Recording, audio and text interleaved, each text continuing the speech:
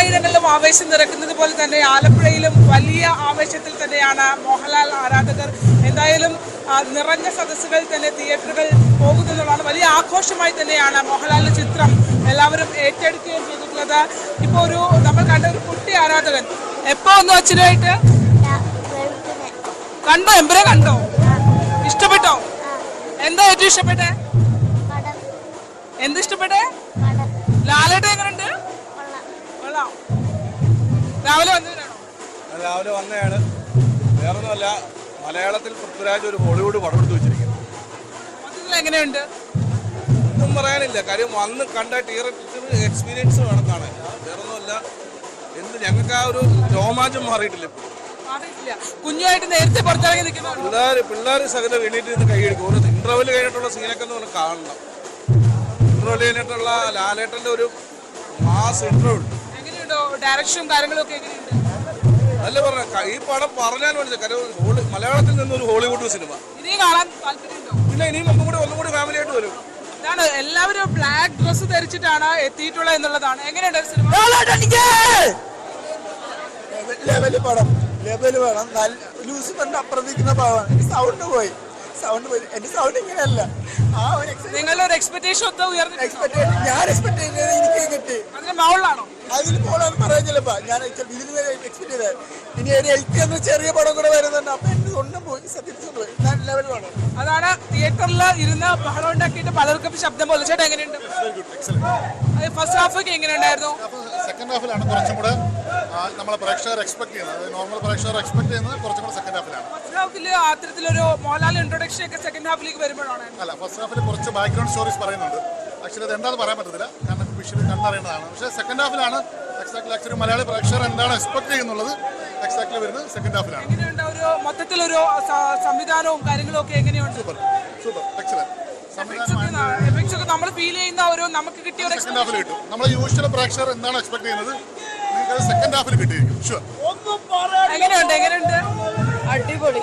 Making എന്നൊക്കെ പറഞ്ഞ ഇതാണ് മേക്കിംഗ്. നല്ല മേക്കിംഗ് ആണ്. പൊളിച്ചെന്ന് പറഞ്ഞ രോമാഞ്ചം കൊണ്ട് ഇതുവരെ കാണാത്ത ലാലേട്ടൻ, വിസ്മയം, പൃഥ്വിരാജ്, ലാലേട്ടൻ. അടുത്ത എമ്പുരാൻ 3ക്ക് വേണ്ടി ഞങ്ങൾ കാത്തിരിക്കുന്നു. പറയാനില്ല വേറെ.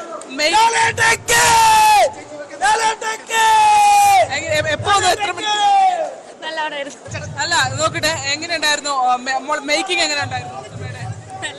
നിങ്ങൾ എക്സ്പെക്ട് ചെയ്ത ഒരു ബോളിവുഡ് ലെവലിലേക്ക് ആ പടം പോകുന്നുണ്ടോ?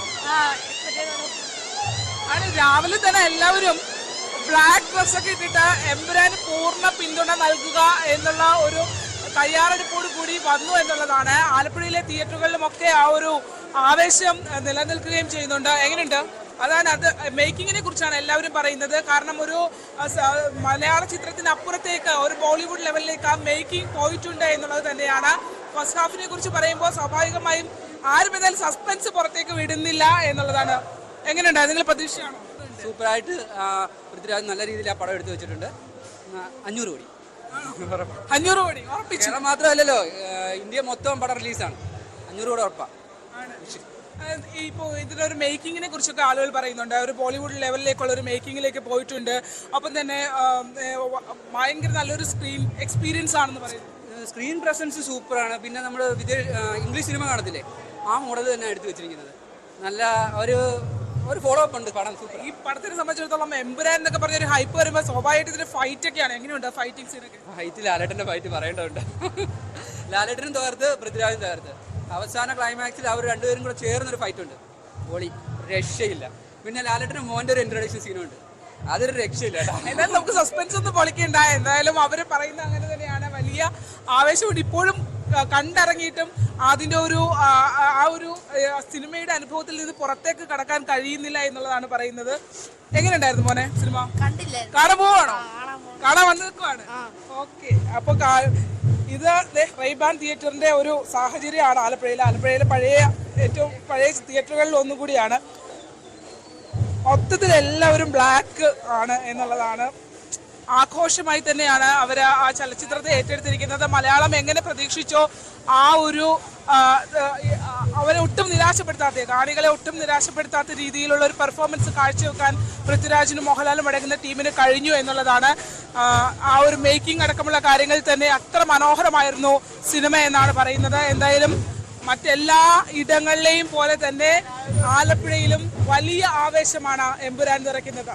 ക്യാമറമാൻ പ്രശാന്ത് മംഗലശ്ശേരിക്കൊപ്പം ആലപ്പുഴയിൽ നിന്നും ശരണ്യ സ്നേഹജൻ, ന്യൂസ് 18.